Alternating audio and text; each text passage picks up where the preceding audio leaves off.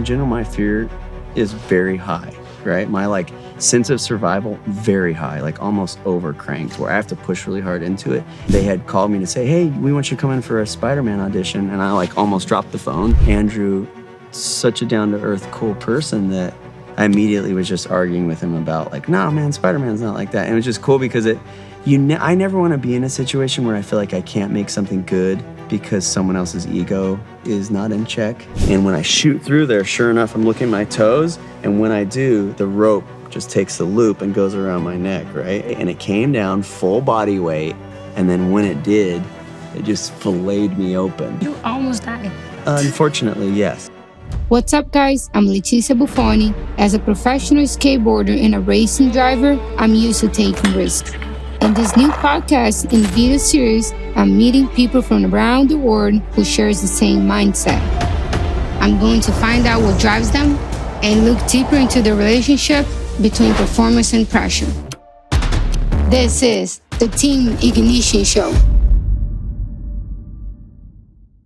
I'm so excited to welcome to the Team Ignition Show the Hollywood stuntman, William Spencer. Thanks for coming today. Let's get into it. All right. I'm William Spencer. I have been working as a stunt performer for almost 20 years in Hollywood. I would say, the most known for stunt doubling Andrew Garfield in the amazing Spider-Man 1, 2, and No Way Home. How did you get the Spiderman gig? Oh my gosh. Are you ready for a long story? Dude, so I didn't realize this, but my good friend Ilram Choi, who is this awesome Korean stuntman, we were around Los Angeles at the same time. We're training kind of, but I only interacted with him a couple of times. But anyway, we went hiking and we had a lot of fun. And that was really one of the first times I had hung out with him. I went to a stunt gym at some point. He invited me, did some trampoline stuff, but nothing that I thought was like, oh, I really impressed this person. I was just kind of around. And at some point, I guess, I got hired because Forrest Whitaker, he was directing a short film for Mountain Dew. They said, hey, we need someone who can act, we need someone who can skateboard, and we need someone who can do parkour. And my friend Gabe is like, one of those things, you betcha, but not the other ones. I know a guy. And so I had to give this audition tape to Forrest Whitaker of me acting in an alleyway outside the skate shop. I want to see Nerve-wracking times, because at that point too, my like wanting to act and being comfortable with like how that looks, not great, where I'm like, I can't believe he accepted that. Anyway, so I get on this commercial movie, it went well, and they said, hey, now we're gonna do a new Spider-Man movie. And Ilram was like, he invited me, David Elson, to the audition for it, just off of that, just working with him one time, I think. And they had called me to say, hey, we want you to come in for a Spider-Man audition. And I like almost dropped the phone, like, what did you say? And they're like, yeah, you're just gonna come in. I was like, okay, cool. And at this point, no email on my phone, right? And I'm like, they're like, we'll email you. I was like, hey, please don't email me, I beg you. Can you just call me? Like, do you want me to leave right now? Because when you're like, you get a call like that, you're like, no, I'll leave right now. Like in the middle, I'm in an abandoned pool, I will leave right now. They're like, no, whoa. And I'm like, okay. They're like, we promise we will call you before the audition is. You can fly out to LA and be there. They call me. And they're like, hey, man, you coming in today? And I was like, I'm sorry, what? And they're like, yeah, today's the audition. Totally missed the audition. No. And I was like, go.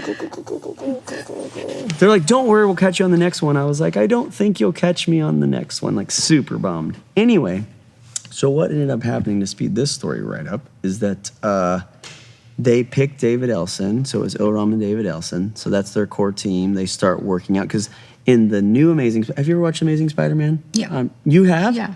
Did you do it for research for this, though? No, I watched it before. Sure.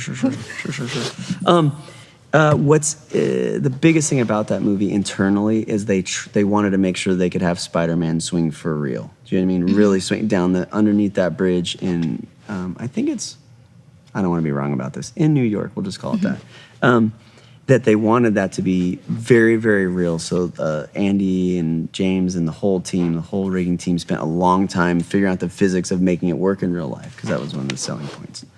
They're working that out, they're in the rehearsal space, and they had picked David Elson. They were so serious about those stunts that they wanted the stuntman to get to it. Like, yeah, we'll pick the actor later, but for now, we need to get these stunts rolling. So this movie is awesome. It's based on that. That's our selling point between Sam Raimi's and this movie, is that we want it to be like for real action of Spider-Man, which is a heavy task. You know, Spider-Man is so unrealistic.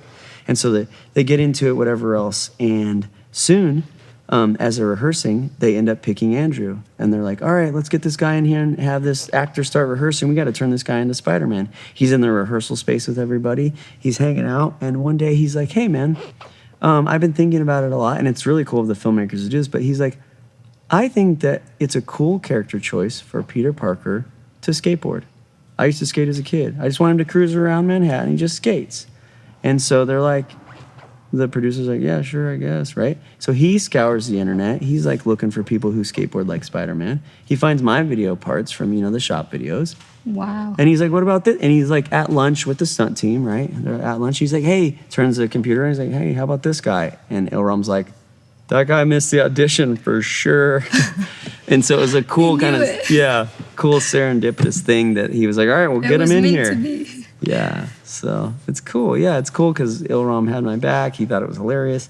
And then I just jumped in there. And when I first met Andrew, you didn't have to do an audition. You just went straight to it. Yeah, crazy enough, yeah. Wow. Well, you know. Maybe it was a good thing that you missed it. Fully, because by the way, we all know I'd have been terrible in that audition. They'd be like, you do flips, William? Anyway, but it was really cool because when I got in there and met Andrew, super down-to-earth guy, right? Just like wants to make a great movie. Doesn't care, not pretentious about any of it. He just wanted to make sure the character's really cool. And so when I met him, I was like, and your part was just a bit of skateboarding.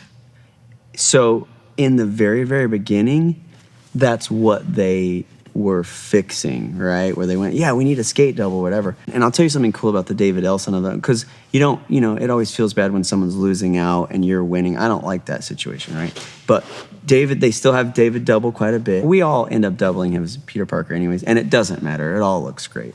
But yeah, it was just one of those things where when I got in there, Andrew, such a down-to-earth, cool person that I immediately was just arguing with him about like, no, man, Spider-Man's not like that. And it was just cool because I never want to be in a situation where I feel like I can't make something good because someone else's ego is not in check. You know, I find that hard because if people who know me know that like how I am with the gardener is the same way I'm with. I don't play the game of like, oh, you're really important. Let me make sure this is. I just talk regular, and I think that's immediately what Andrew liked is because I was like, hey man, that doesn't look very good. He's like, oh crap, you know. But it makes you better because you know there's no reason. Especially with people who act, people tell them they're great all day long. You know what they need? More people telling them they're great. No, they don't. What they need to do is make sure they keep in touch with reality so that they can be their best.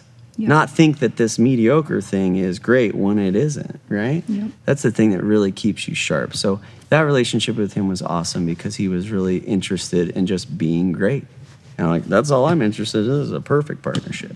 So it was cool. It was kind of like those brothers that crash. You know, they just kind of like, hey man, I don't like you either. Rad, see you later. You know?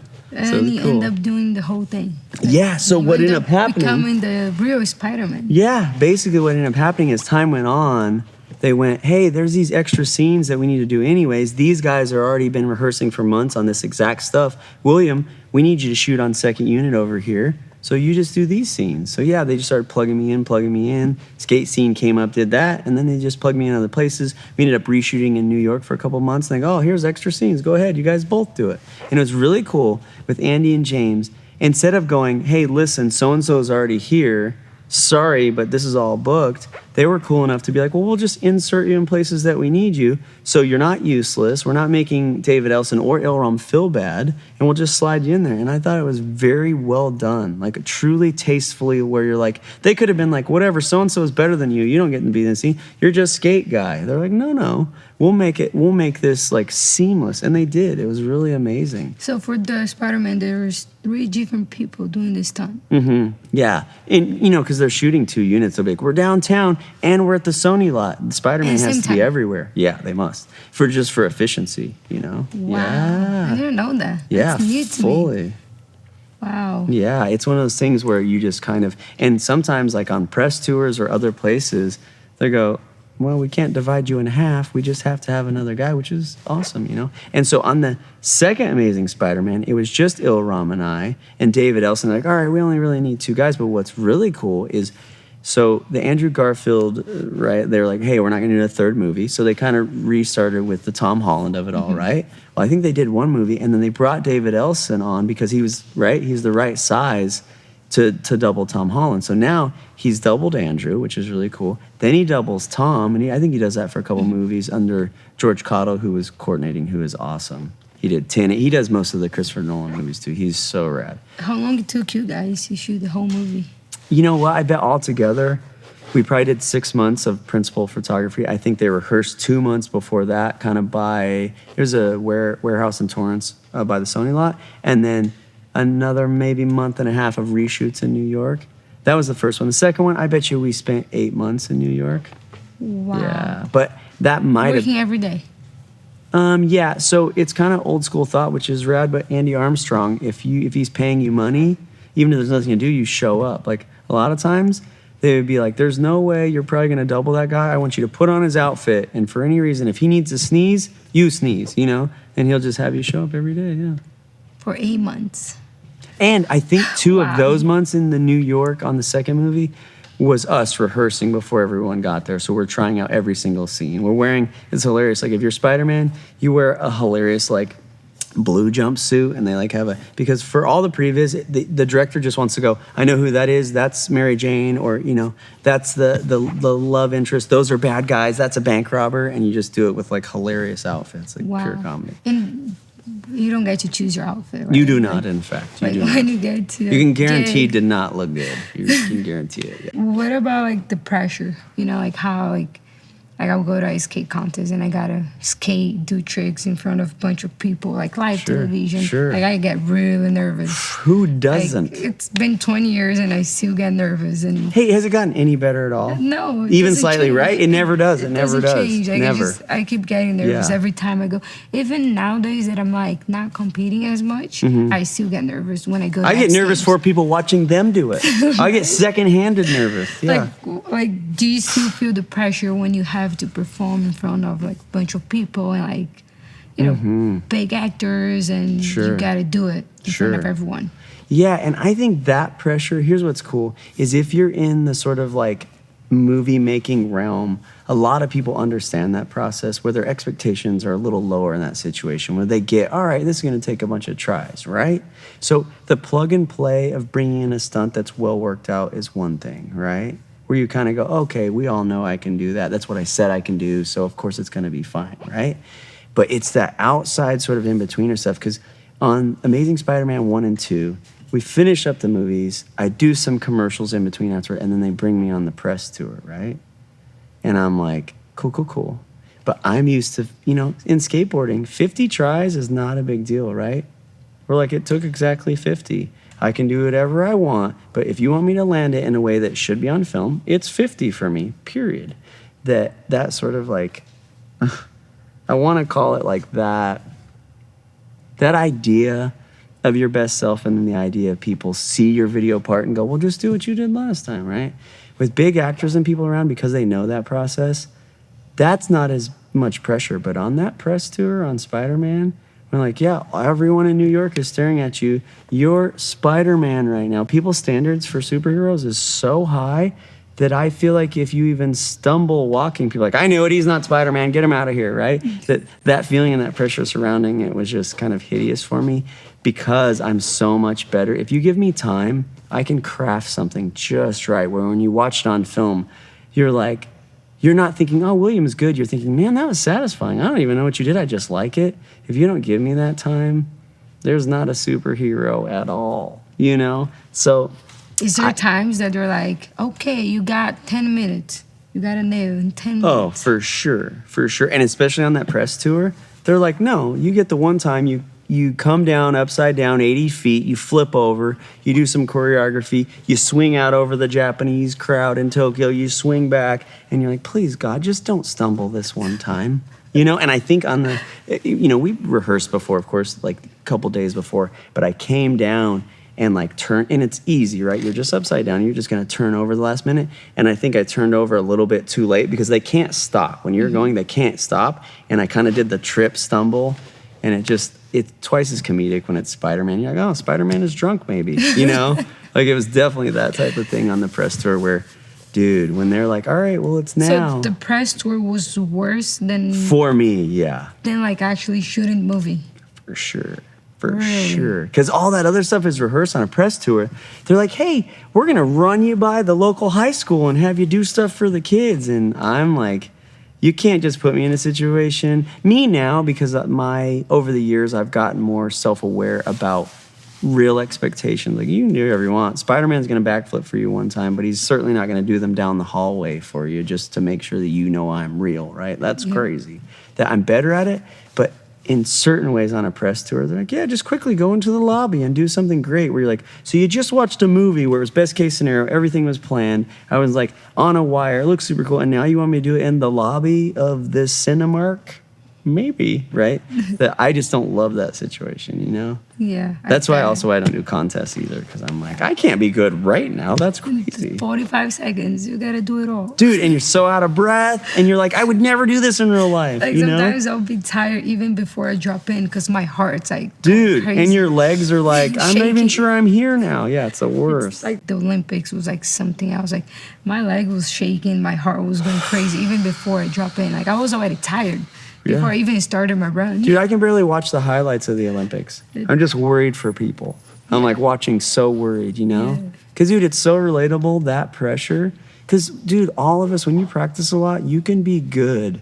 But there's something entirely different about, like, no, do it right now. Don't misstep. Don't drop in weird. Don't have your foot not in the right position to kickflip. Everyone's watching you. Micro. Live television, the whole country. It's like...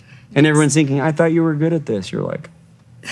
cool, thanks. You know? Oh my God. The try after that, you could be fine. But that one it's try... like you learn everything in practice. But then, once you're doing your run, it's like...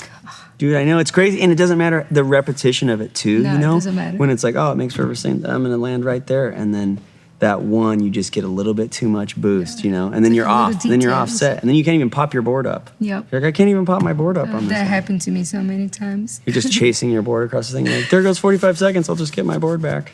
I could never try anything you've done in your video part. Like just Yeah. that trick you did, the flip on the roof into the skateboard. I was like, hell no, I'll never even, no. You know, it's funny. That's how I felt the first time I tried it. I was like, this is a terrible idea. You're like the Tony Hawk in real life. It was Dude. like I was watching a video part. I felt like I was playing Tony Hawk, you know? That's so funny. Have you ever got hurt, like, badly? So here's Doing a what... stunt? Yeah, I have. And here's what's interesting about it, though, is like, of course, with all the mitigating and all the trying and accepting it, you know, same with skateboarding, you just accept that it's going to happen. I've been pretty lucky. Once I got on the first Spider-Man movie, I had come on late. Those guys have already been rehearsing. Well, they had a gag that was supposed to be comedic. It was still wire work, but pretty benign considering in Spider-Man they want you to fly all over the room, right? And it was a very simple gag. What they had done was they had a fence that has the spikes on the top of it, right? Then they have an opening that's probably like this big. And what they're trying to do is in the scene, all they want to do is go, hey, he's becoming Spider-Man, but he's not Spider-Man yet, where he's trying to look cool and he does something kind of silly, right? You're like, okay, yeah, cool, no big deal. Not high octane, you're not gonna fly off of anything.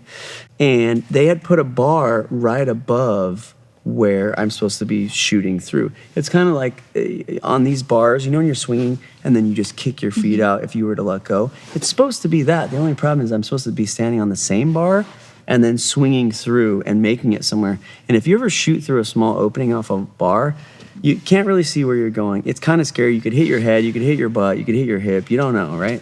Well, if you could set that up perfectly, this opening that I'm up here on this little bar and want to shoot through, the bar should be back here for sure. I'm new enough that I'm not trying to tell people what to do. So I get up on this bar and the wall's right here and I'm like trying to balance on this bar. I've got my harness on, kind of like the one yesterday, but a longer one. Mm-hmm. They've got a tagline on the back of me, right? My wire's going up. Well, there's a shiv that's swinging right here. And a shiv is basically a pulley that the tech goes through and then goes up to the crane arm or whatever they have it tied off to. And some guys back there hanging on to it. Mm-hmm. And then they're going to pay me out and they're going to let go enough and then catch me before the ground, right? So I'm on this bar, and it's right against this wall. I can barely even balance to even grab the bar. And now I'm trying to grab the bar without grabbing my own feet, right? Where it's like worst setup. And I was like, I'm new here. I'll make it work. So I'm up there, I'm trying, and I'm just rehearsing. I'm not in the outfit yet. And my boss is like, hey, William, if you don't mind, let's do a couple more. Let's try to get you it looking more comfortable. And what they wanted, the gag is, they have the opening. They want me to kind of swing through like Spiderman. The spikes on the top of the gate, right? They want me to go just past it where I'm gonna skin my back, and then my hoodie catches, and I'm stuck there. So I went from looking super cool to like hanging there, and a lady's gonna walk by with a dog and be like, funny moment. So I get up there, I've tried it a couple times, and my boss is like, yeah, that kind of works, but you're swinging through and then you're slapping the fence. It's unrealistic. We want you to kind of swing through and then almost scratch your back on the fence so it looks like your hoodie catches. I'm like, all right. So he's like, all right, this is the last one. We're gonna do this. We'll go get you in wardrobe and then we'll shoot this. I'm like, cool. Still up there. Like the last try. Yeah, the old last try. Well, the shiv has been hanging here the whole time, and it's very close to me. And in retrospect, me now, the things I know about it, that I've learned about it, I would just take that and just move it. It couldn't affect me in the least. I could just move it up, right? Well, they don't. It's right here. Well, the whole time I've been trying this, and I've probably trying it 6 or 7 times, I keep moving the wire on either side because there's slack in it, right? It's supposed to be tight to my back. We need a little bit so I can get me some momentum, but mostly it could just, right? So I keep moving it to this side and trying. I move to this side, but it's kind of in my peripheral where I'm like, oh man, that's a lot of rope that I wish wasn't by my neck. Well, very last try, and now I've moved it, and then I've moved it back, and I go, I don't remember what I did last time for this rope to be in the right spot for me to make this work. I just move it back. And it was like no one helping you and like telling you. Well, here's the thing. In that position of where there's like, they have the big crane arm coming in, everything's kind of cramped in this tiny space. People are looking from the other side. They can't really see the background. The riggers are way back there where I'm also not experienced enough to tell them that I'm uncomfortable because I'm like, I just want to keep this job. It's Spider-Man, right? So whatever I do, I think I must have looped it this side last. And I go, okay. And my boss goes, oh, one more thing, William. You're kicking your legs out like this. I want you to look at your toes and put your chin down to make sure you barely scrape the fence. That'll make it look real. I was like, cool. Last note, cool. I get up there and I'm like, all right, let's do this. I'm like, all right, ready, action. And when I shoot through there, sure enough, I'm looking at my toes. And when I do, the rope just takes the loop and goes around my neck, right? So now it's full on just like hang ya status, right? And it came down full body weight. And then when it did, it just filleted me open. All underneath, it coiled all, and you can see it kind of took out part of my... I see it. But yeah, it was one of those that immediately were just like wide open. My boss looked at it and he's like, oh my God, that is so gross. And I was like is it bad? You almost died. Well, here's unfortunately, yes. But what's cool about it is because when I came down, it was able to just like take out a lot of the momentum by just kind of cutting me open. I was able to whip my head, and I could, as it came down, I was like, wait, what's happening? And then when it did that, I was able to move my head fast enough to kind of get out of its way so it didn't strangle me. But yeah, it was one of those moments in time where it happened so fast that, I could have done it differently, but really, it's just like that. It is what it is. Yeah. It's like skateboarding happens. Sometimes you get hurt. You don't even know how. Yeah, you totally don't know how. And I felt terrible because my boss, who, for him, he had just brought me on. He's like, doesn't know how much stunt work I can do or not do.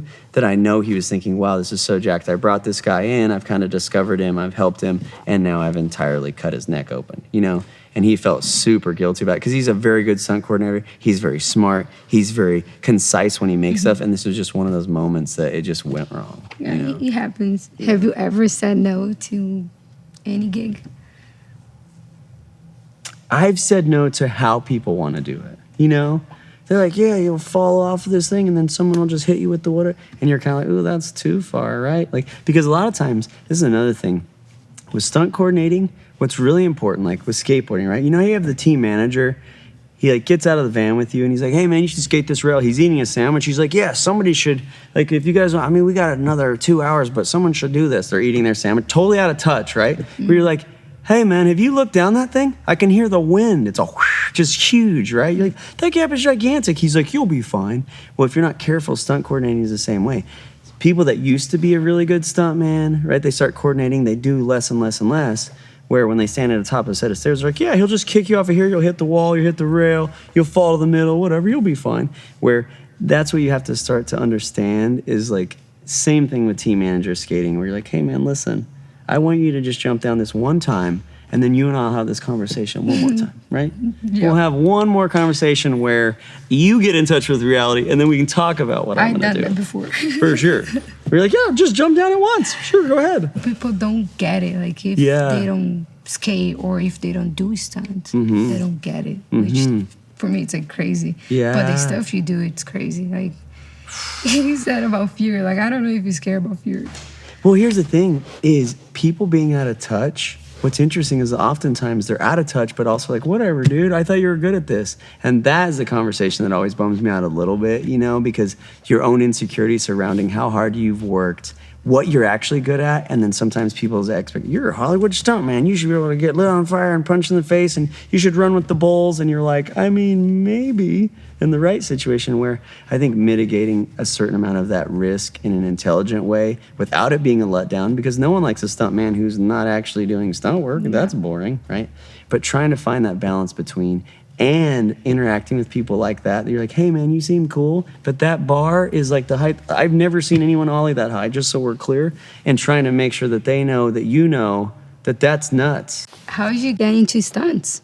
Oh my gosh. In the past, you had to know someone who knew someone that did it, right? Like it's super like kind of secrety. So I really got into it after this long trip. I went from Sacramento all the way down to by Orlando, Florida, just to meet a guy who was in a live stunt show in Florida at some point, right? How long ago was that?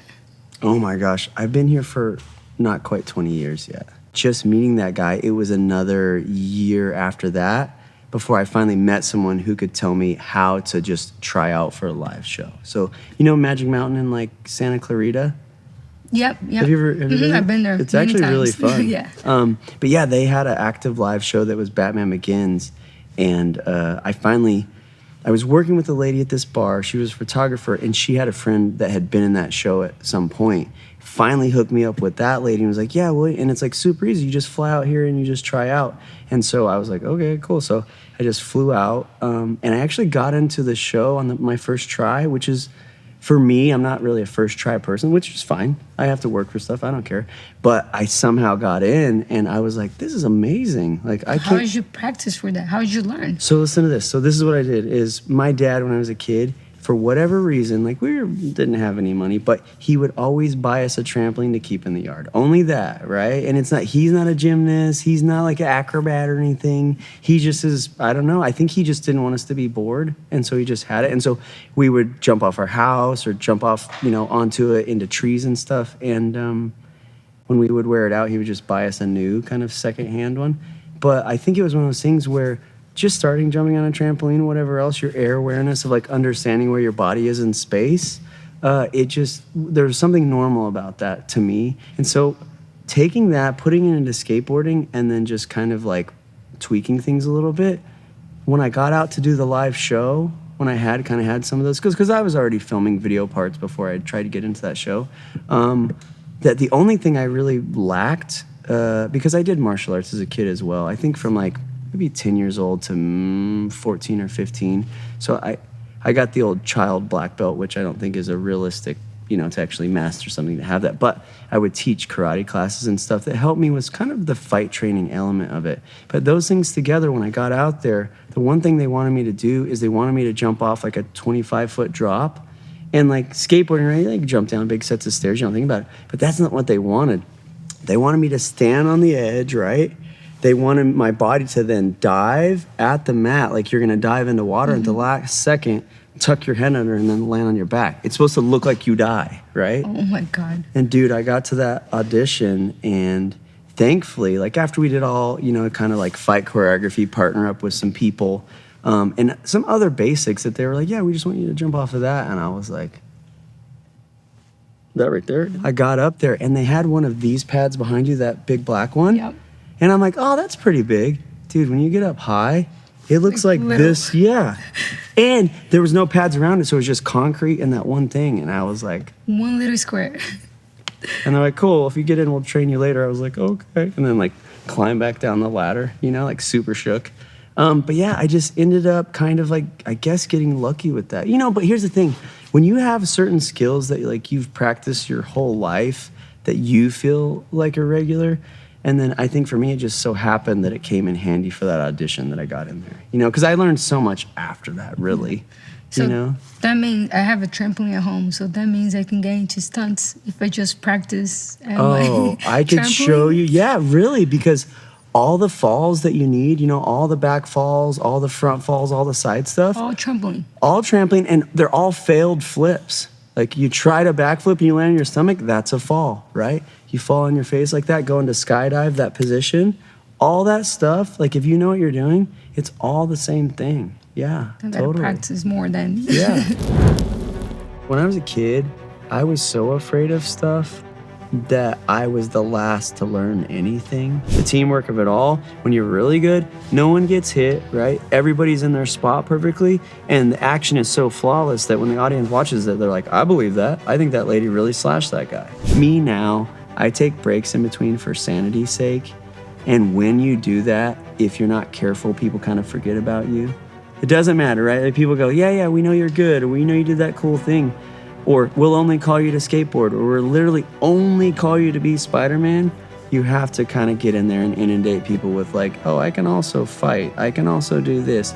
So if you don't self-promote a lot, there is a lot of it just kind of sneaks away from you. Do you still have fears when you have to do like a crazy stunt, or are you over it? So maybe I'll answer this question slightly in reverse. I'll back it up just a little bit. So when I was a kid, I was so afraid of stuff that I was the last to learn anything, you know, because my older brother was naturally really good at skateboarding. We had a deck, maybe this tall, so the size of like a 3 or 4 stair, that he could ollie up it, but there was a gap between it and then it just went under our porch, and I thought that was terrifying. But that type of fear was always there for me, where flat ground, switch flips, kick flips, nollie flips, all that, I could figure it out relatively quickly when I first started skating. But anything above that terrified me. Going off any drop, even going somewhat fast doing a kick flip, I was pretty scared of, you know? And I think I got so mad at myself because you watch other people around you. You know, obviously a long time ago, not as many people skated, but my brother's comfort, people around us, we'd go to contests, whatever, and they were just flying, right? Just like fully, just going super fast, just 15 red curbs, that it actually blew my mind because I was the opposite, right? Like in real life, my genetics and where I'm from or whatever else, I should have probably been like a ballerina. Do you know what I mean? In real life, for real. Like just body type and all that. And I kind of, because that stuff was easier to come by, right? Rhythm or making nice shapes in the air, I found it deeply boring. And I think when I really zoom out on my life and I'm like, all right, you could have gone with martial arts, which you're much better at. Like naturally kicks, making those nice shapes, right? Sparring, I'm just better at that stuff. But because it came easier, I wasn't bored, but it didn't keep me focused on it. It didn't make me want to do more. It just made me go like, oh, that was fun, I really like it. Where skateboarding, it drove me nuts because I was so bad at it. Like the idea of being like, you're telling me, and I'd have kids younger than me like, I could kickflip off of that. And it blew my mind because I would be at the same spot and they would just kickflip off of it. And I'm like, that shouldn't blow my mind, and it does, you know? Mm-hmm. And so all the way through, it started creating something in me where I was like, oh, I can see someone do it. It's clearly possible. They're not any smarter than me. I was like, so wait a minute, you're no brainiac, but you can definitely nose grind that right now? Really? Like, what is wrong with me? And so it would make me mad. And so every day I would try that stuff. Anybody else would have been like, hey, man, this just isn't your thing. It's okay. You know? Like, maybe you're good at something else. Just let it go. And my personality type was like, no. If I see other kids kickflipping off there and I can't, that is nuts. Where it drove me so crazy for so many years that then that inundated me with that feeling and that like overcoming stuff that like whether you're good at it, you're bad at it, you're naturally good at it. I was like, I don't care. I'm gonna do it anyway. So skateboard made you overcome your fear. Only that, yeah. Wow. And I was even terrified of flips on a trampoline for a long, long time. But the feeling of skateboarding terrified me more than anything else. And that's the only thing I kept doing. And I think there's the slightest amount of self-hatred sometimes where you're like, hate yourself for being the way you are. And so you're like, whatever, I'll do it anyway. That did help me. But when I got into stunt work, because I was so terrified of skateboarding, stunt work wasn't as scary to me. Because I'm like, so wait a minute, you want me to jump off this semi and land on a car that's going by? So I just have to land on the hood of something, not something with wheels that's also tiny, and then balance perfectly afterwards? Done, right? And it created this thing to me that like, and people around, they're like, your balance is super good. How did you train for that? So here's what's cool. So there's a place called Bob Yerke's, and it's this awesome, he's a old circus dude, did all kinds of circus performings for years and years and years. In fact, the famous thing that he did is there's a big rope swing in that movie Commando. It's an old Arnold Schwarzenegger classic 80s movie. I think someone kidnaps his daughter, and then anyway, he's in a mall, and he rope swings from the top of these, they're elevators that are, I think are glass, and they're going up, and he rope swings, however he had a rope swing, I don't know, from one top of an elevator to another. Anyway, Bob Yerke's did that, wow. Which is super, in stunt world is pretty famous. But he basically, in his backyard, he has tons of circus equipment. He has trapeze, he has high wire stuff, he has mini tramps, he has high fall tower, and it's just this super scary ladder that goes up like 40 feet, 50, I don't know how tall, and it's kind of crammed into a backyard where when you look down, you can see all the neighbors, and you're kind of like, oh, is this really safe? But I went there because a friend of mine, Vanessa Vanderplein, who was in the show with me, she realized like, I got there and she's like, oh, you seem really scared. Are you okay? And I'm like, yeah, I'm fine. I'm cool. And she's like, do you know how to jump off of stuff? And I was like, I do not. And she's like, all right, come on. So she took me to this training place, and she ran me through a bunch of high falls and other stuff. So in the meantime, I started going and training at that place. So mini tramp, air ram, which is basically the equivalent of like a controlled landmine that you step on. And then there's a button that gets pressed and it fires you into the air. Wow. But like just... I want to go there. Dude, we definitely can. Yeah, we can. Wow. Yeah, it's pretty exhilarating that actually, just because you go from just stepping on it and just smacks you into the air. It's like a mini tramp, but on steroids. Wow. Like you could for sure jump up and grab that. It's crazy. Wow. But I went and trained there quite a bit. Geo, which is kind of a gymnastics gym in the valley. I guess it's technically that direction. But anyway, places like that and Jam. And this place didn't exist yet, so we didn't train here. But yeah, I just trained quite a bit. Once I knew what to train, once you get into it and they go, you need to train exactly this and that, then you can kind of like narrow down what you're doing. Do you get to practice before you do a stunt?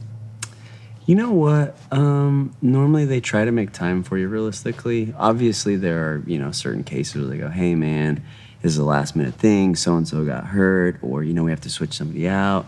So normally, I think, especially on a bigger movie, they can give you a couple of months to prep, if they have the budget for it. And that's another thing, too, with movies is, like, you're really budget dependent on how much preparation, what you're going to do, how technical it is. In a lot of ways, truly, money is time, time is money, because if you get on a smaller, especially independent thing where they're like, hey man, we just need a guy to run out in front of this car and for this brake slam, not... Like you don't need practice for that. Here's the thing, should you practice? Yeah. Always.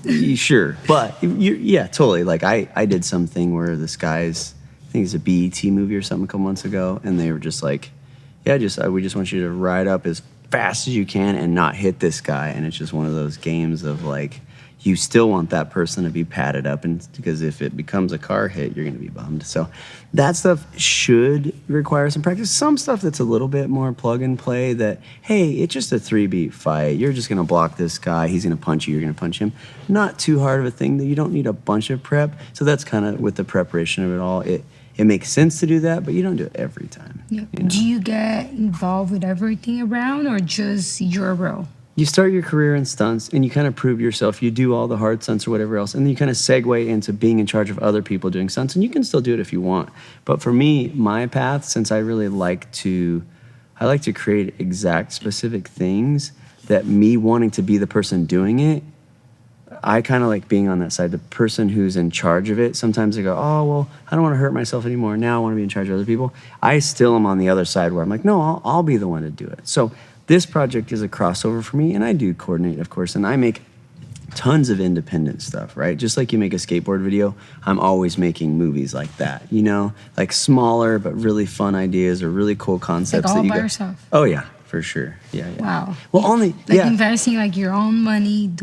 Yeah. Wow. Oh yeah, for sure. Most of my money goes just back into making stuff. I just really like it that much. And here's what's cool is, you know, diversity makes the world go round. Not everybody's into that. Some guys just want to get their paycheck from stunt work and then go home and live their lives and surf, whatever. But for me, I just like movies so much that I'm always putting my money back into it, you know? That's awesome. Yeah, I just love it. That's amazing. Yeah, I find it really hard to, because here's the thing, the longer you're in LA, right, and you'll get some really good jobs, you'll get some interesting jobs, you'll get some jobs that are not that one, but in the biggest scope of it, being in charge of yourself and controlling your own fate on making what you really want to make, right? Because imagine this, and not that people haven't done, you know, parts of this to you, but can you imagine filming a video part and someone's like, hey, so listen, you're going to nose blunt this, then you're going to go here and do this. You'd be like, maybe, right? Yeah. It doesn't feel Thank good. God that never happened to me. Yeah, like like the feeling of someone producing your video part, you're like, whoa, I'm not even...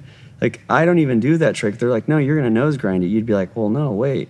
Well, you know, especially in this profession, you're nose grinding the thing you are. They're going, you're going to nose grind it. You're like, I guess I am for this much money, right? So because you do that all the time, you have to listen. I then, as soon as I'm offset on that stuff, I'm like, all right, in my independent movie, we're definitely not doing that. And it's like more of that skateboarder mentality where I can go on and make exactly what I want. I can make it as funny as I want. I can make it as serious as I want. And I don't have to worry about that stuff, you know? In stunts, there's a lot of teamwork, right? A huge amount of it. And it's one of those things that's like, in a certain way, it goes unseen, right? So that in the production and the magic can be there.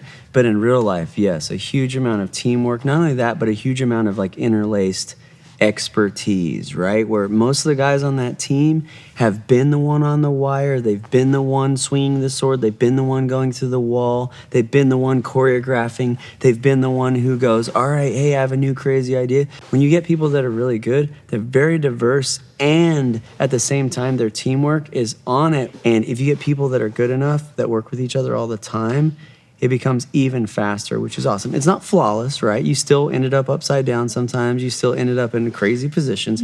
But when people get good, even when you're feeling like you look bad, they can help make you look good by their reaction. The teamwork of it is to always make you look good. And that's why it's important in those fight scenes like that, is that people kind of go, well, they're stunt people. They're super tough. If I hit them, it doesn't matter. You're like, tell you what, let's punch you one time and see if you like it and you can still act well. If the answer is no, that means you have bad teamwork. And that's why it's important. When you're really good, no one gets hit, right? Everybody's in their spot perfectly. And the action is so flawless that when the audience watches it, they're like, I believe that. I think that lady really slashed that guy. And so that's why it's so awesome yesterday to put you into it and realize how technical the teamwork has to be. You know? Oh, yeah, 100%. And I definitely felt that. And I felt safe the whole time, which I thought I was going to be very scared at first. Yeah. Because I never done anything like Sure. that. But you guys made sure that I was safe. Yeah. Well, it can be overwhelming if you've never tried. But then, you know what was cool about it? And I'm glad we did it for this, is because the more realistic you react to it, the more you're kind of like, oh my God, the better for the audience to be like, oh my gosh, I can see. Because otherwise, sometimes when things are done too well with the team, it looks so easy that literally anyone could do it. You know? Yeah. You know how that happens all the time? People see you skate a contest, they're like, whatever, I could have crooked that. You're like, with millions of people watching you, could you? So it's Changes good. a lot. Yeah, I love that. And I love that there were some mess ups in there for you. Obviously, it was fun feeling, but it's also cool because otherwise nobody knows how hard it is, period. Oh, now I know it's very hard. Just like coordinating everything, like remembering everything. I think that was the hardest part. Oh, it's for a me. true memory game, to too. remember everything. I was getting confused every time. Yeah, no, totally. And that's, by the way, that's the other teamwork element is guess what? If everybody else doesn't remember either, we're in trouble, you know? Yeah. You know how like skaters from all over the world, they all want to come to LA because, you know, it's the mecca for skateboarding. Sure. Do you think it's the same thing for stunts? I think it is. And in years past, it was way more. When I was doing it, yes. Now, because people, you know, with production have realized it's so much cheaper in like Other places. yeah, Yep. that now, especially in like Atlanta and places like that, they have their own community there because they go, oh, you know, there's less taxes or there's tax breaks for production. That you have pockets there, but LA still is the truest, like, hey, the most people with the most skills pushing themselves the most. It's just like skateboarding in that way, in my mind, for sure. Do you get people recognize you on the streets as the Spiderman? Interestingly, in really like unexpected times, you know? I wish you were wearing the Spiderman costume right now. That would be funny. Hold on. What if it was under it this? on. It was under this right now, and I'm like, you're welcome.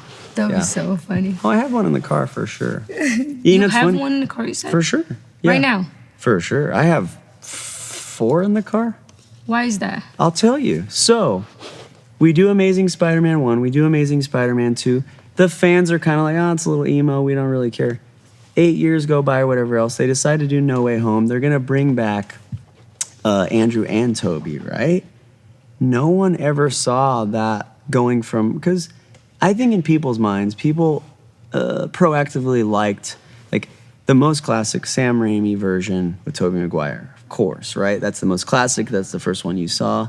You have kind of the stepchild, which is the Andrew one, where it's overly dramatic. It's a little darker. Tom Holland, when it's happy, it's a teenager, right? It's more relatable.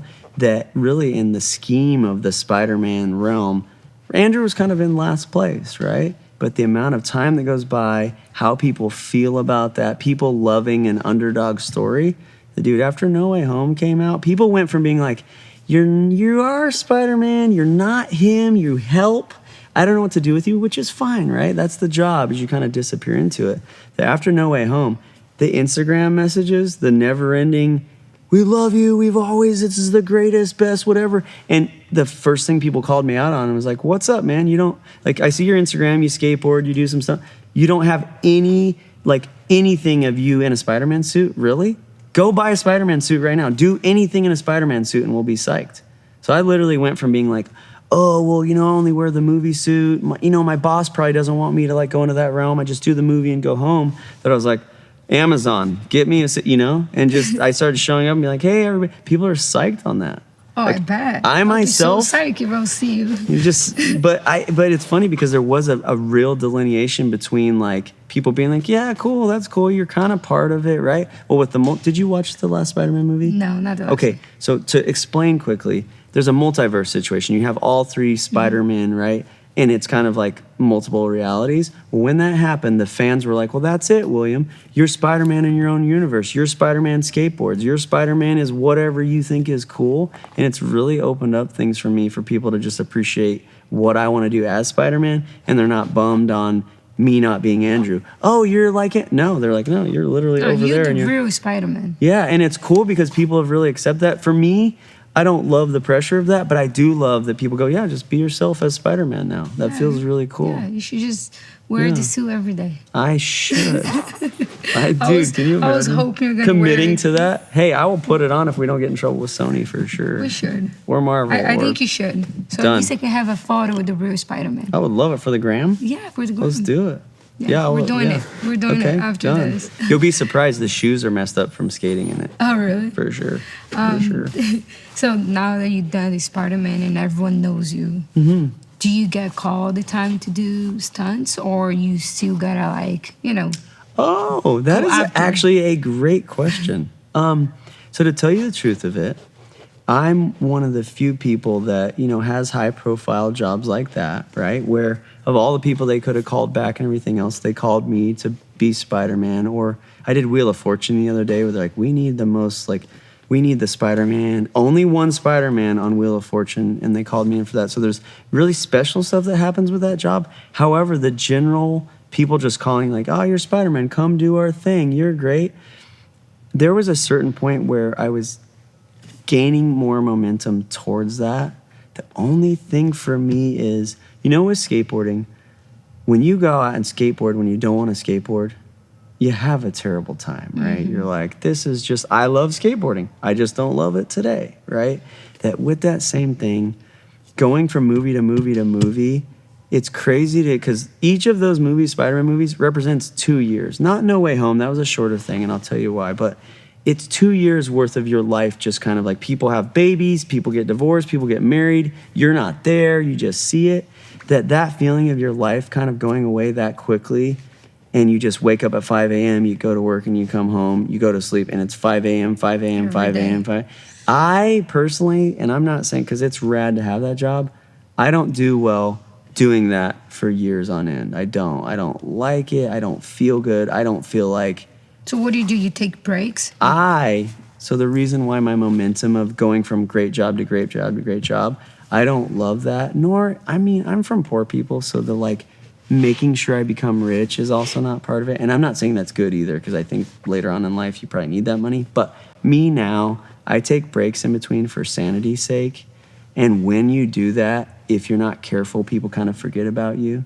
It doesn't matter, right? Like people go, yeah, we know you're good, or we know you did that cool thing. Or we'll only call you to skateboard, or we'll literally only call you to be Spiderman. You have to kind of get in there and inundate people with like, oh, I can also fight. I can also do this. So if you don't self-promote a lot, there is a lot of it just kind of sneaks away from you. And people go, I didn't see you. I don't know if you still still live in California? You're like, why would I move? What do you mean? But you have to tell people, So Do you still go to auditions or no? here's the thing. Should I go to more? Yes. Do I deeply dislike it? Yes. Am I trying to get myself into being better at it? You betcha. Because it is one of those things that no matter what you do or how high up you get, they still go, well, we want to see him now in this room in bad lighting. You're like, God dang it. Yeah. Because you're like, what if I send you a really well-lit, me comfortable saying the thing? And they're always like, no. No, you gotta come in person. Yeah, You gotta we want do it. 15 people that aren't going to make the decision, but are going to make you feel awkward to look at you. And you're like, okay. And remember, you have to cry at the end. You're like, okay. This is an insurance commercial. They're like, oh, you're deeply disturbed. You're like, at the end of an insurance thing? Yes. It's the worst. So what's next for you? So basically for me is after my career has gone the way it's gone, skateboarding has sort of gone the way it's gone for me, I'm going to put out my newest video part. You have a new one coming. Brand new, yeah. Okay. And when I say brand new, she's been trying to be put out for a couple of years. But yes, as new as possible. When? I will probably release it in I was kind of busy with this, so I'll probably jump back in, do one more premiere in Colorado. I'll probably do one more LA premiere here and then put it out. Once that's out, I feel like I'm never done with skate. You know what I mean? I can't really stop skateboarding, but putting that much energy and work into it, I'm kind of like, ooh, is this worth it in a certain way? But I'm going to do that. I'm going to put out a board that goes with it, which is cool. I brought it for you today. Oh, nice. Thank you. Yeah. I'll put out that board. I'll see what that does as far as any movement on that. I will then realistically start putting time and energy. I've been making tons of short films lately. I've been doing like action comedy stuff and something like that. And I've been in quite a few film festivals recently with just all the short films because I love making them. Realistically, in the next couple of years, I will try. This is sort of a plug for earlier, but I did this thing where I was like, hey, I'm sick of being a stuntman only because no one listens sometimes, right? You get on set and no one wants to listen to, like, you have a good idea. It's crazy, right? Because I'll show you footage too. I'm like, hey, Spider-Man could do this. And they're like, we don't want that, right? Where now I just realized that if I'm the actor and do the Jackie Chan, which Jackie Chan, he's not overly handsome, he's not overly charismatic, he's just good enough at acting that you want to watch him do his thing. So I did a series of short films called Two Bellman that I helped produce for like these big hotel chains. And so I'm hopefully going to get that greenlit into a full-on movie to be in theaters, which I'll get to do all my stunts and all that. And here's another thing, I don't love like trying to make people like, oh, William, you're just so tough and cool. So it'll all be comedy stuff, but it will be action. It'll be like, what we did next door, but it'll be in a way that is like relatable and fun, Either that movie is going to get greenlit, and if it doesn't, I'm pretty passionate, so I'll probably go ahead and just start literally collecting money from wherever that I can and making independent, like, basically action comedy movies. Yeah. That's amazing. Thanks. I can't wait. Everything that you're going to put out. Can't wait to watch your video part. And thanks so much for coming, for helping me out yesterday. I loved it. Can't wait to do it again. And it was great to hear your story. Thanks. Thanks for having me. I really appreciate it. Next time on the Team Ignition Show. I'm definitely nervous. I hope I don't die today. What are you feeling right now? Scared. This is a very serious moment. Jesus.